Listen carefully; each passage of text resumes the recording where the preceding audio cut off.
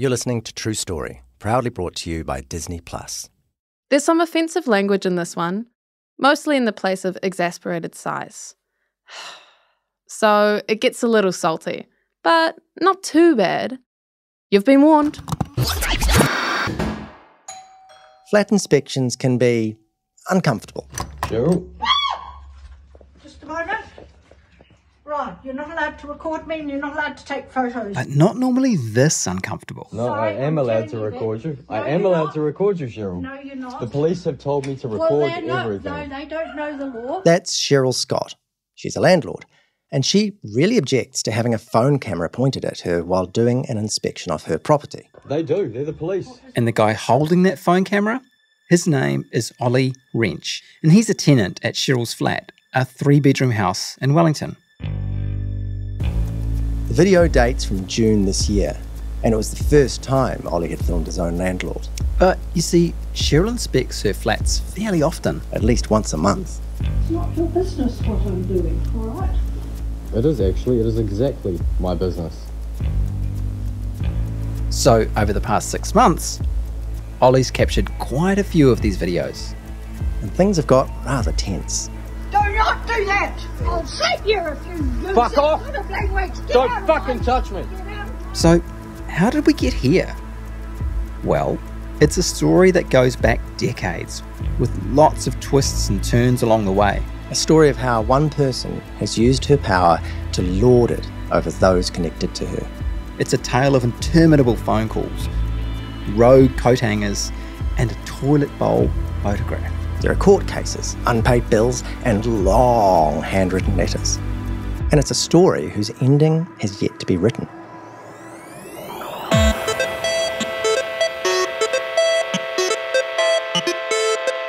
Tēnā koutou katoa, nau mai hoki mai ki True Story.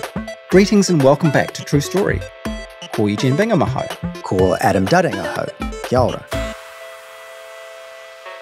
Today, for our 5th story, we're doing things a little bit differently. This situation we've been telling you about, The one with Ollie the tenant and Cheryl the landlord. it's a story that our colleague and fellow stuff reporter Ethan Te Ora has been looking into for the past few months. So, ta-da! We're going to get Ethan to tell the story. Kia ora, Ethan. Kia ora, Eugene. Kia ora, Adam. It's a cracking story, so how about we let you get on with it? Just before you do, though, it really feels like we need the theme tune up again, about here. All right, there you go. Can't let the formalities slip. Hell no. True story number 5. Cheryl Scott versus the people. Cheryl Scott is a compulsive talker. About herself, often.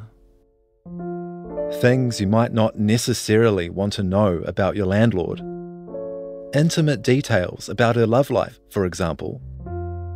Long stories about tradespeople or her late father and all the houses he owned. It was often the first thing people told me about her, the talking. Here's Ollie.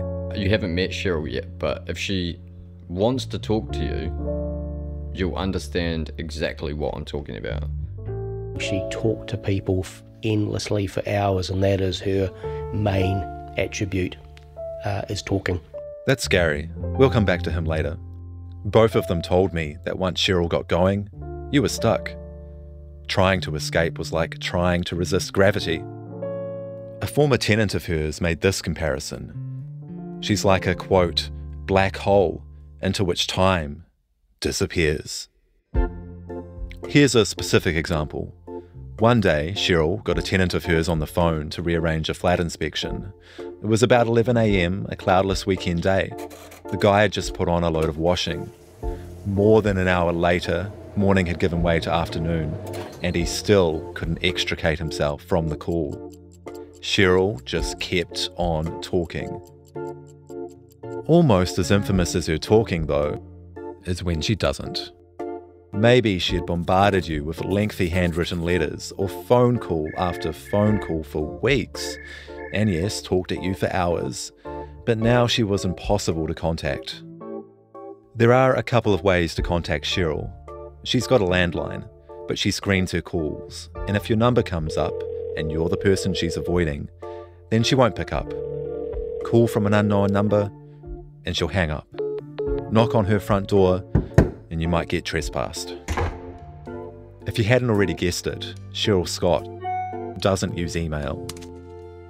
In fact, according to people who know her, she scrupulously avoids computers and the internet altogether. It's become part of her lore. That makes me think of another story about Cheryl, and trust me, there are hundreds of stories. A number of property management companies have effectively blacklisted her, owing to insistent, aggressive communications. I was told she's gone 50 kilometres out of Wellington to find someone willing to advertise her rentals. It made me wonder, if Cheryl wasn't online and property managers wanted nothing to do with her, how exactly does she find new tenants? Right, so the previous tenants had actually advertised this place on Facebook. That's Ollie again, the guy from the recordings. Last October, him and his friend Scott were looking for a flat. No one was really interested in two sort of 30-year-old guys or anything like that, and then this one came up.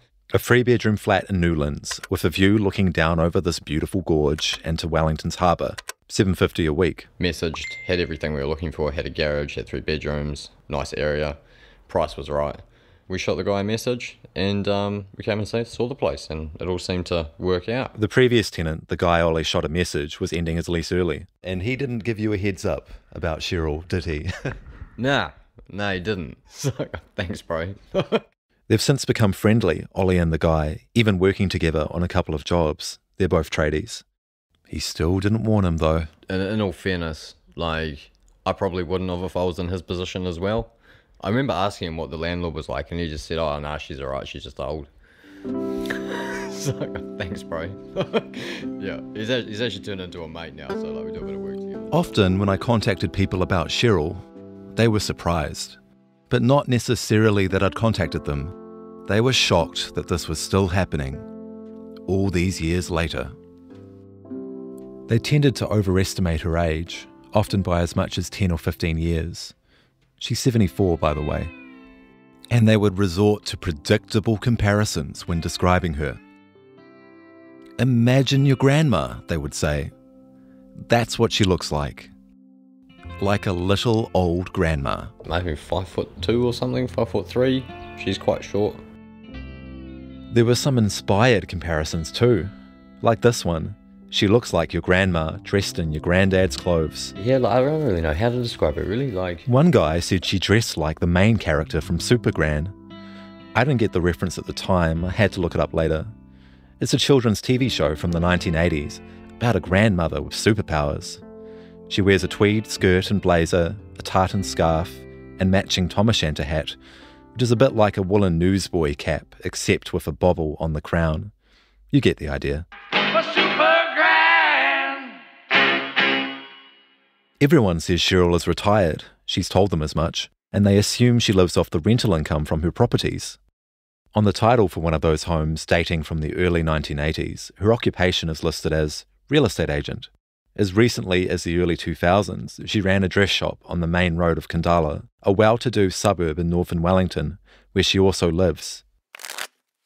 Tenants I spoke to suggested she plays bridge socially a few times a week. And even though she seems to be retired, she often carries around a briefcase, sometimes 2 of them, like a lawyer on her way to court for a never-ending trial. Always carrying around folders of papers, always writing, always. And that's what it was like the first time Ollie met Cheryl, an eccentric woman with a briefcase and time to kill. I met her here, and it was about 5 o'clock at night. It was supposed to be a pit stop, meet the landlord, sign the lease. At the time, Ollie didn't know about Cheryl. She was telling me about all the properties that she owns, and that she's been doing it long enough, she doesn't need a property manager, like she can write up a contract. But soon he would know more than he ever wanted to know about her. I feel like I got a whole back life story, and she got half of mine on the night. The self-disclosures kept coming. For hours. Like, she'll talk about her ex-partner. About 30 property with a judge. They were sleeping in different parts of the house. It was dizzying. So it's very hard to kind of follow what's being talked about, really, because nothing's being talked about. And I didn't leave here until about 11 o'clock. And all that time, my girlfriend was actually waiting in the car. for 6 whole hours. And I guess the assumption is this is going to take maybe an hour, but you must be texting her and saying... No, my phone was in the car. Fuck. I came out and I was just like, what the fuck?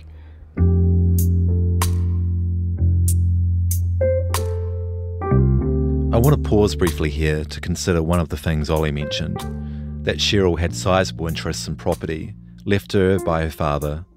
A lot of people told me this. Evidently, it's a story Cheryl tells a lot of people. The size of the inheritance tends to vary, 30 properties often, sometimes 15 or 20. Most of it was in Wellington, or the Wairarapa, or Levin. Some of it was down south in Christchurch or Timaru, a combination of residential and commercial property. I looked into it, of course. The name Cheryl Scott shows up on 4 property titles. 3 of them are residential houses in Wellington, 2 of them rentals, 1 of them her own home. There's also a commercial property in Levin. There is another rental in Petone, a second commercial building in Miramar, both sold in the early 2000s. That doesn't mean the story isn't true. Ownership of property can be notoriously difficult to trace. It can be held in opaque entities or trusts rather than under a person's name. And if properties were sold before the mid-1990s, it's likely they wouldn't show up on digital records. Anyway, when Ollie looks back on that first meeting now, all 6 hours of it, it seems like a huge red flag. But at the time, he didn't see that. I felt that she had maybe been taken advantage of by a previous tenant or two, and she was kind of explaining that to me. He even felt sorry for her. You know, I'm polite, she's kind of old. I was just kind of like, oh, maybe she's just lonely, so I kind of just, you know, I mean, we needed the house, so like, we kind of just put up with her, I guess, like, you know. It was maybe even a little reassuring. Although she was old and waffled, she seemed thorough, so it kind of put my mind at ease a little bit. Does that make sense? So they moved in. And for a while, things were pretty much normal. Though Cheryl did show up at Ollie's workplace a couple of times. Your landlord's here, and I'd have to disappear out the back, and then she'd waste their time for 30 minutes saying, oh, but otherwise, normal. Until things started to get odd. About a month into Ollie and his flatmate Scott's tenancy, there was a knock at the door. Scott was actually in the shower. It was Cheryl. I'm here for the inspection. She had left a note about the inspection the week before, she told them, in the letterbox. It must have blown away. Oh well. His flatmate Scott stood there, towel around his waist. Like, what? They decided it wasn't really worth kicking up a fuss. The house is tidy, I mean, so, you know, whatever. And next month, the note didn't blow away. When we found the note taped to the door. You heard that right. Taped to the door. The note was handwritten inside a transparent A4 file. More like a letter than a note. Including names and addresses, a formal salutation and sign-off. It notified the date of Cheryl's next inspection. And yeah, it all just kind of snowballed from there. Pretty soon, the letters were arriving every week.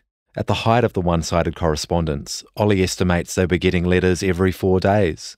Generally, there was an extra notation at the top. Hand-delivered, it read, with the exact time of delivery, like court papers being served. Here's how it would typically go. What will happen is she will drop us a letter advising us that the inspection is going to take place on a certain date, and then she'll drop us a note again reminding us of that inspection. That's 3 visits if you're keeping count, the 3rd visit being the actual inspection. What will happen is she'll come in and she'll just start taking photos of everything. With an old point-and-shoot camera. Because she takes photos of things like the router on the wall, which she's taken photos of every single inspection. Why don't you take a photo with a router? It's my property, I can do what I like. That sound? It's the camera turning on. A bit like a mallet running over a xylophone. Or an old computer booting up. The light switches. Bits of the carpet which just look like normal carpet. That was put in before you were here. She'll also take photos of things like inside the pantry, inside the oven, under the sink, the range hood. I'm allowed to have photos of those sort of things if I... You don't have them already? There's always something wrong. Usually within a few days she'll drop us another note. This time with a list of issues that needed fixing and notice of a follow-up visit. I'll be back on this date to check. So for one inspection, 5 visits. And then the cycle just repeats. I have to say, maybe 15 or 16 times. It's a lot. But it's a little different each time. Nothing will have changed in the house, but on the second inspection there's a problem with something. I should mention too, these letters aren't casual or easygoing in tone, nor are they brief. They are written in a strident, legalistic language, often running to 5 or 6 numbered pages. Really, really long, hard to follow. We're not meeting our obligations as tenants. We need to read up on the Residential Tenancy Act and RTA. She uses a lot of abbreviations or these acronyms, synonyms, whatever they are. The letter that comes after an inspection is effectively a legal notice, known as a 14-day notice to remedy. It gives the tenants 2 weeks to fix perceived problems at the flat. And those problems, well, they always seem sort of minor. Oh, there were leaves on the lawn. Or she might say that the range hood's dirty and you've got to clean it, or she might say the oven needs to be commercially cleaned, or things like no coat hangers on curtain rails, move shovels off the back fence. The most recent notice mentions, quote, very visible poo on the toilet bowl. Cheryl, you really taking a photo in the toilet?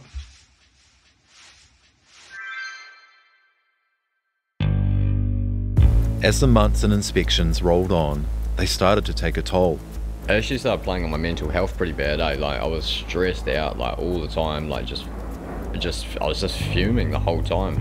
Then, after one inspection, the letters, along with the lease agreement, disappeared from the place where Ollie and Scott had left them piled up. And they weren't left in an obvious spot either. That made Ollie suspicious. I got the feeling that she's probably looking through our stuff if we're not here, which is when I decided to be here for the inspections. And often that meant taking the whole day off work. Which can be really frustrating. Like last time, she turned up at 4:45 and I've been here since 8. So sometime between the 3rd and 4th cycle of inspections, the penny dropped. I'd spoken to a lot of the neighbours. One day, a passerby walking his dog stopped for a chat. And then he goes, oh mate, your landlord, like, we used to live here, just make sure that, you cross your T's and dot your I's, which doesn't fill you with confidence, Eventually, Ollie called Tenancy Services to ask for advice. The guy recommended Ollie issue a 14-day notice of his own for breach of quiet enjoyment. Quiet enjoyment refers to a person's right to enjoy peace and quiet in their own home, even if they rent that home. It basically means your landlord can't harass you. So Ollie decided to do it. Cheryl doesn't have an email. And that meant taking a leaf out of Cheryl's book and dropping off a letter. So she doesn't have a letterbox either, so everything has to be hand-delivered or courier signed. That's Ollie on the day he delivered the notice. He took 2 witnesses with him and filmed the whole thing.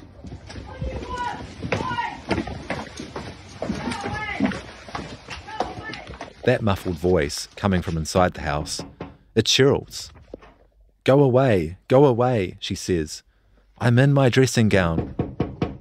She doesn't open the door, so Ollie tucks the letter inside, while his witnesses film him doing it as proof.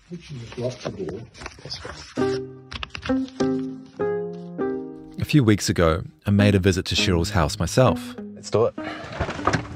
I wanted to ask her about the allegations, hear her side of the story. Just in case she wasn't there, I'd written a letter. Mine was typewritten, by the way. There's a note taped to the letterbox. It says, please put any mail under the red brick. Taped across Cheryl's letterbox inside a transparent A4 file is a handwritten note. Please put any mail, etc. under the red brick, as the actual letterbox is not functioning. Open compartment on the left with a red brick. The red brick in the note is styled as a proper noun, each word capitalised. And, indeed, there is a red brick inside an open compartment to the left of the letterbox, exposed to the street and the elements. I wasn't convinced the mail would be safe there. Anyway, I knocked on the door. Coming up to a gate. It's behind a gate and down some steps, snaking behind the garage. There is a lot of A lot of stuff here. A lot of clutter coming down these steps to the front door. She wasn't home. I left the note under the red brick. Suppose that's that. Oh man, that's anticlimactic. Ollie, on the other hand, after he dropped off his letter about the breach of quiet enjoyment, he got an immediate response. Firstly, denial. She just claimed that I put a blank piece of A4 paper in her door. Then, retaliation. I received a trespass notice in the mail from her property. Then it was like, no, now you are just making it difficult to have any kind of communication with you at all. It was then that Ollie, who was already missing work to attend the inspections, started filming them. And that's when things really, really deteriorated. Cheryl? Just a moment. No, you can just keep it open. Excuse me. You can just keep it open. Don't touch me. Stop obstructing me. Don't. And then she left, and then I got a visit from the police. Ollie says the police were sympathetic and told him he should continue filming the inspections. Anyway, the police told me to video everything, so I have been videoing everything. But do you have any sense what you were accused of, like what she claimed happened, that sort of thing, from talking to the cops? She said that I tried to smash the windows of her car when she was leaving. Ollie shared the full video with me. It's about 20 minutes long. At times, it's pretty uncomfortable to watch. Ollie baits Cheryl while she does her inspection. Take us to the tribunal. Make it happen. Don't challenge me. Make it happen, Cheryl. He'll tell me later that he isn't proud of some moments in the video. Cheryl would go on to describe his behaviour as threatening. In another 6-page letter delivered days later to the flat, she wrote about being, quote, extremely concerned for her own safety, unquote. She calls Ollie violent and threatening and says he talked somewhat continuously. The interaction ended with Ollie hitting the passenger window, quote, as hard as he could, unquote. Which I didn't, and I had a video evidence of her leaving and driving away. The video does show Cheryl getting into her car, but it cuts out at the end before she can drive away, and in the last few seconds, Ollie approaches the car. So I asked him about it. But you didn't, hit the bonnet of your car or, I don't know, there was nothing that happened after that cut out, basically. And he denied it again. Nah, Joel, we just yelled at each other a bit more. In case it isn't clear, he said they just yelled at each other a bit more. He goes on to say that he wanted to hit the car, but swears he didn't. After the police visit, Ollie was exasperated. He turned back to the place where it all began. Facebook. Put up this post, out of anger more than anything, just kind of like, oh man, I can't be the only person who's been through this. And then it was just like opening the floodgates. I got contacted by ex-tenants, ex-neighbours, tradesmen, so many people. They've come off second best and everyone felt helpless. So yeah, it's not just tenants Cheryl has been clashing with. I was about to discover the vast array of people she'd been in disputes with, and for how long. That's coming up.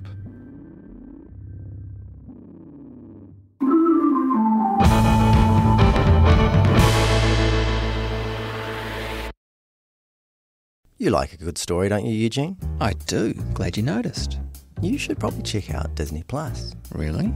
Star on Disney Plus has loads of stories. Thousands of hours of drama, suspense, humour and thrills for adults. Really? Yeah, they've got critically acclaimed drama like the original series The Bear, iconic favourites like the new season of Grey's Anatomy, and exclusives like the latest from The Kardashians. Really?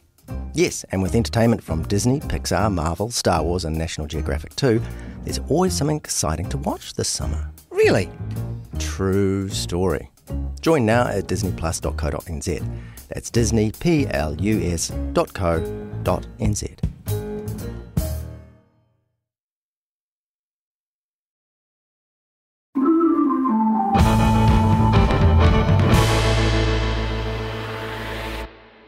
Welcome back. So, where are we at with this one?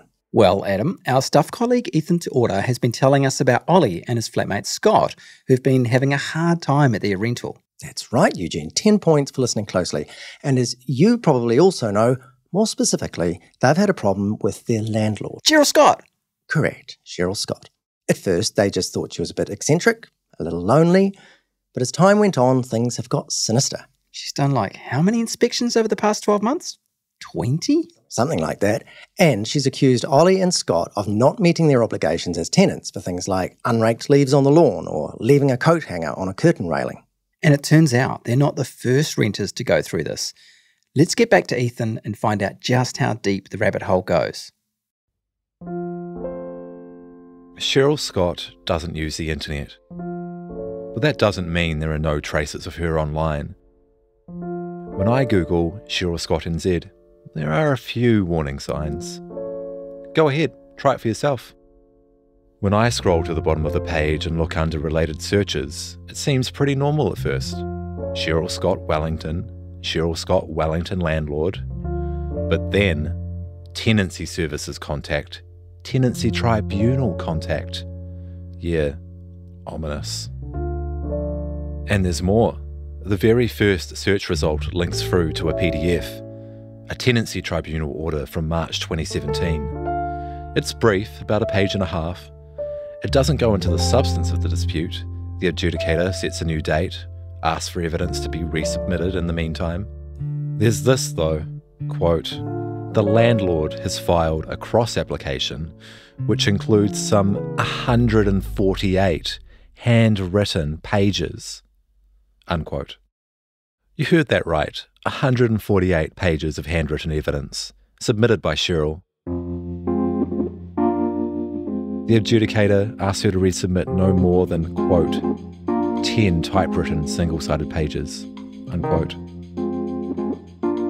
There's one other relevant search result, under the title Scott versus... Here I'm withholding the name of the tenant. It's from 2018 and involves a different group of tenants. Cheryl appeals an earlier decision where the tribunal awarded exemplary damages to the renters. The original tenancy ended in early 2014. That means the dispute has taken more than 4 years to resolve. And what are the damages for? Breaches of quiet enjoyment. So I contacted the Wellington Tenancy Tribunal and asked them for any decisions and orders they had involving Cheryl Scott. A couple of weeks later, the registrar came back to me with more than 200 pages across 9 different tenancies in just 2 flats, most of them during a 7-year period. And those orders brought into focus a pattern of behaviour. A pattern that played out also in the hearings. Many messages from the landlord were unnecessarily in the tribunal comprising an extraordinary 35 handwritten pages. Accuses me variously of bias. At times carried a litigious and accusatory irrelevant. Ms. Scott also appeared to be that I must have 148 pages. And then I started contacting tenants. There's having a bad landlord, and then there's having Cheryl Scott as your landlord. Once she starts, you can't get rid of her for an hour. She accused us of conspiring with the power company. And she just made us feel anxious living there. Like it was. We thought, how do you know that if you haven't been in the house? Just yelling at us on our door to go to hospital and get injections. She was pregnant. It had a nice view. Her taking us to hospital. I'm talking 2 hours. Yeah, it kind of really sums her up. And that wasn't all. There's something just fundamentally wrong with the way that she treats people and uses the court system. Like, why is no one actually looking at this? This is like her thing, right? This is what she does. I know she's been in the tenancy tribunal system since it was set up, because I remember her saying that she was there when it was established.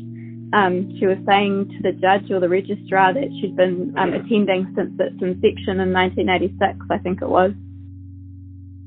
The Tenancy Tribunal started in 1987. However, decisions and orders dating before 2011 have been destroyed.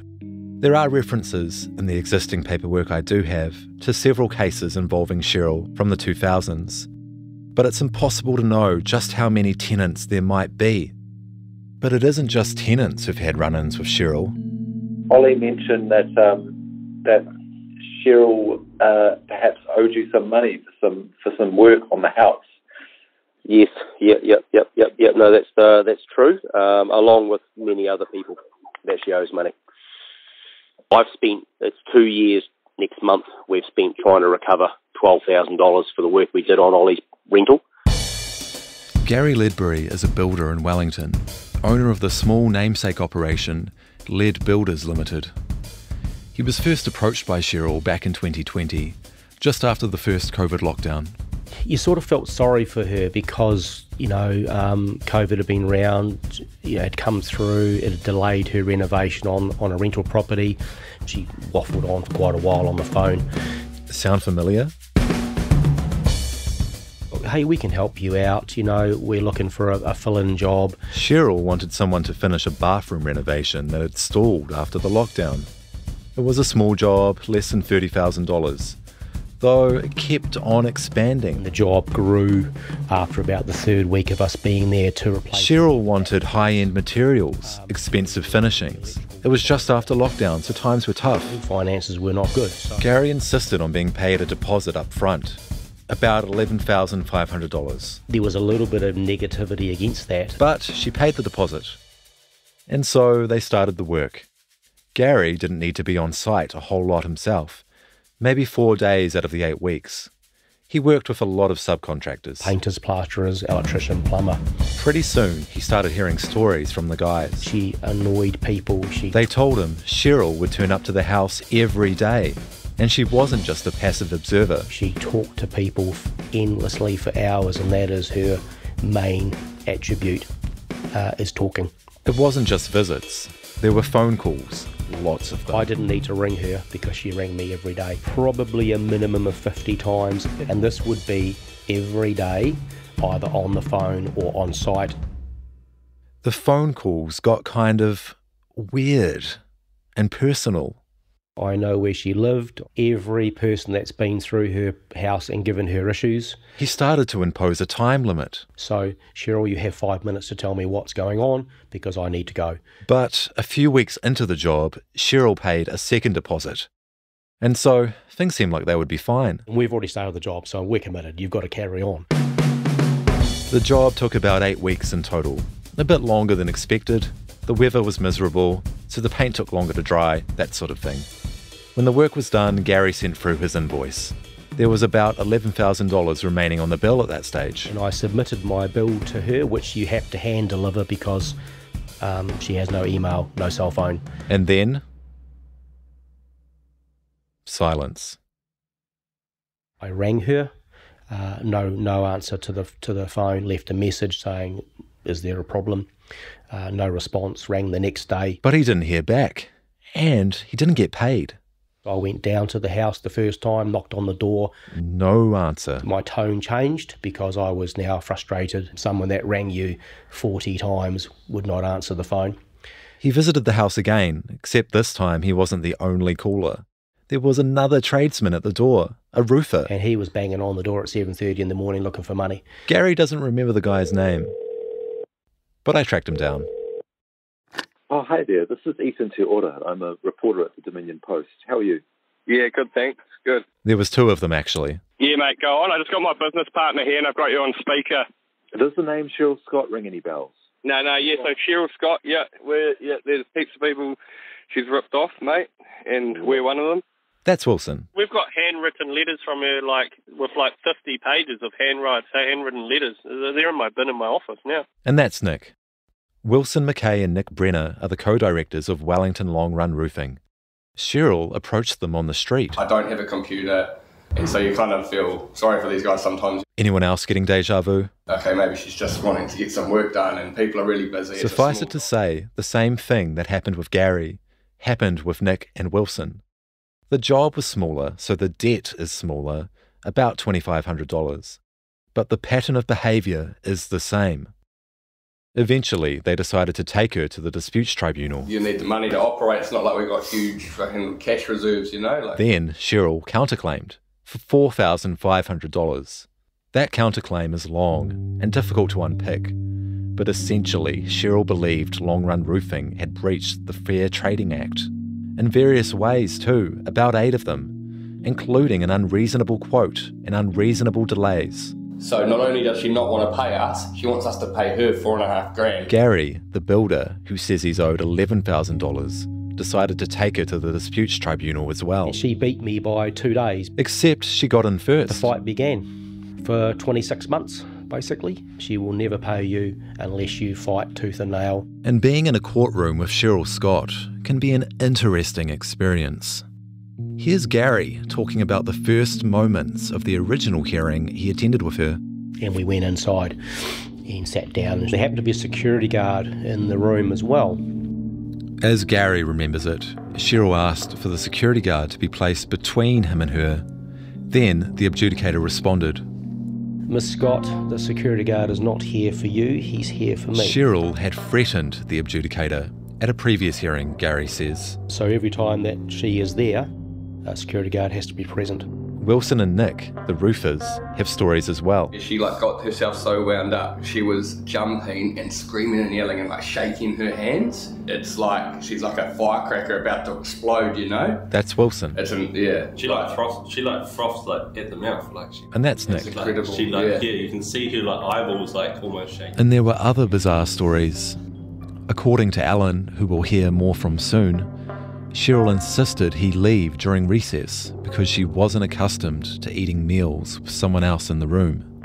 According to the roofers, Nick and Wilson, she would complain about seating arrangements or hats being worn in the courtroom. I'm aware of 9 disputes involving tradesmen, with amounts ranging from $328 to almost $15,000. One guy pursued Cheryl through the courts for about 5 years before he got paid. Inevitably, the tribunal finds in favour of the tradesman, and they still don't get paid. As in the case of Gary, the builder. He won the case. Then we get a month later that she's appealed. Gary keeps all the paperwork from the case in a folder. I subsequently won that one, and I was awarded the money again, and of course, Cheryl appealed. He estimates there are about 1,000 pages inside. We've now been 5 times. Then we're into 21 by now. So at the end of 21, the 5th mediation, and I won again for the 3rd time. And now she's appealed the whole decision. And he's still waiting to get paid. It's the same for Nick and Wilson, the roofers. They've won twice, and Cheryl still hasn't paid them. She's now in the process of appealing for a 2nd time. I've heard rumours of other disputes involving Cheryl going back to the 1980s. But the earliest case I was able to confirm dates from 2008. I've been looking into Cheryl Scott. Maybe that name immediately rings some bells for you. Okay, I've got the right person then. Alan Dyer was a joiner for about 5 decades. He's been retired now for over 10 years. But one of his last jobs was for Cheryl Scott.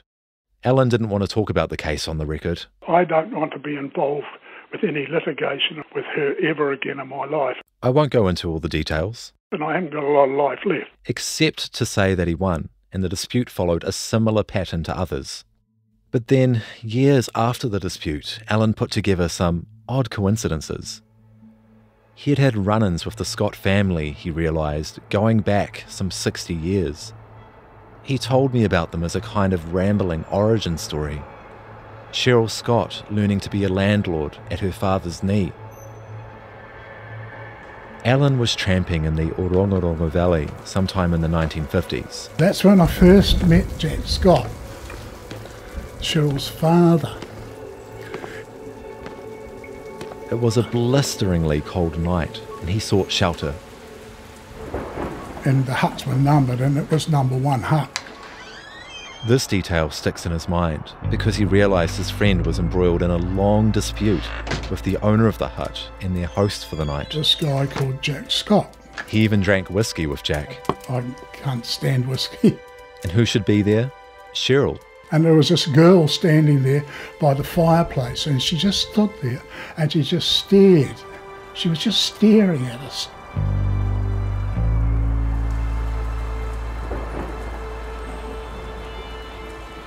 Alan ended up with pneumonia. And had to be carried out of the Orongas. That's another big long story.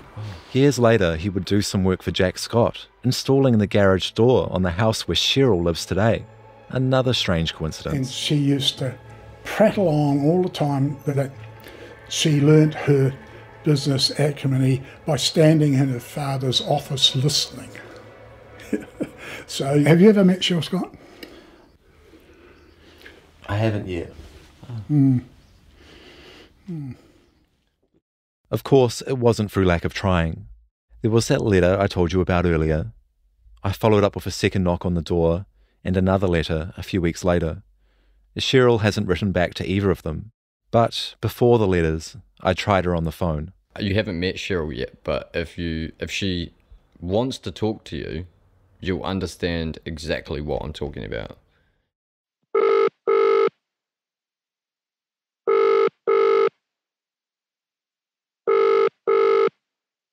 Oh, hello. Kia ora, kia ora, Cheryl. It's Ethan Te Ora here. I'm a journalist at Stuff. How are you? Okay, I'll turn my page over and write your name down. How do you spell your name? So it's Ethan. Okay, because I had someone of that name almost ring me yesterday. Now, you're at Stuff. What work do you do at Stuff, please? I'm a journalist. I'm a reporter. And what era? I'm not stupid. What specifically is your area? I report on housing, specifically. Yes, and why have you phoned me? I've called you because I've been talking to tenants of yours, both past and present, and I've got no comment. Thank you. Goodbye.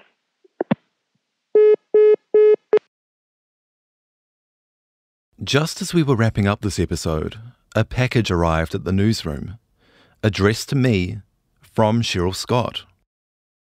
I came into work today. It's November 30. We're about a week before the story comes out, and there's a letter. It's addressed to me, and on the back it says C. Scott, and then her address.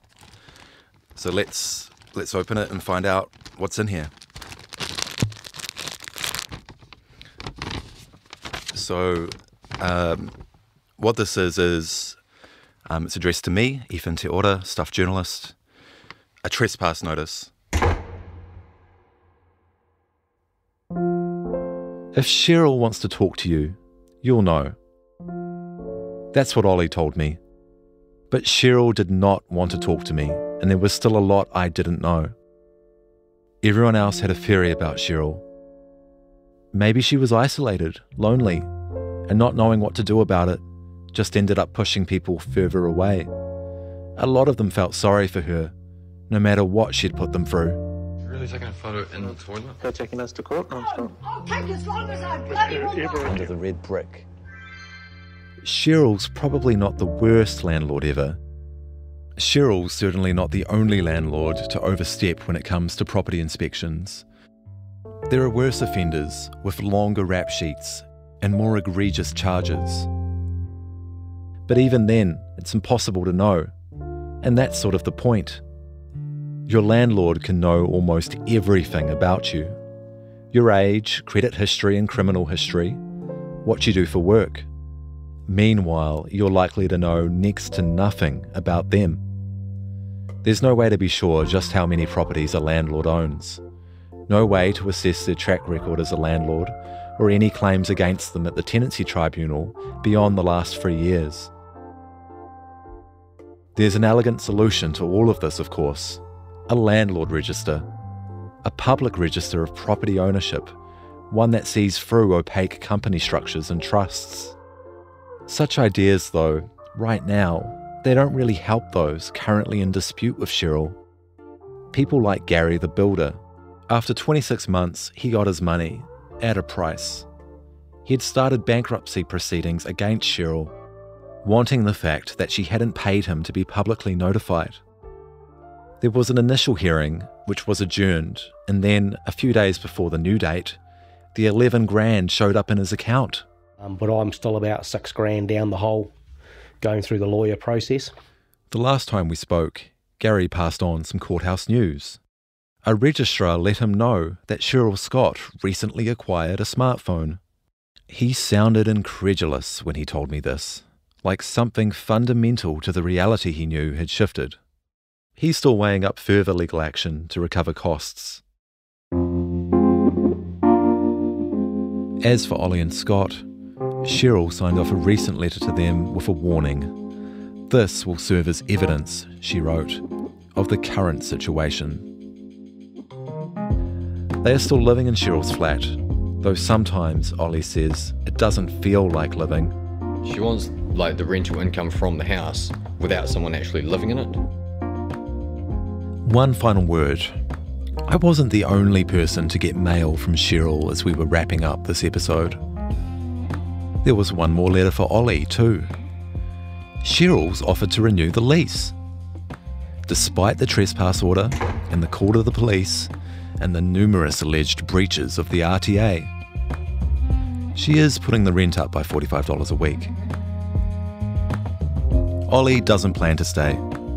He's accepted that he probably won't get his bond back, but he's at peace with it. In fact, his move-out plan factors it in. He'll move out sometime in January, he reckons, a few weeks before his lease expires. So, Cheryl, if you're listening, I guess this is notice?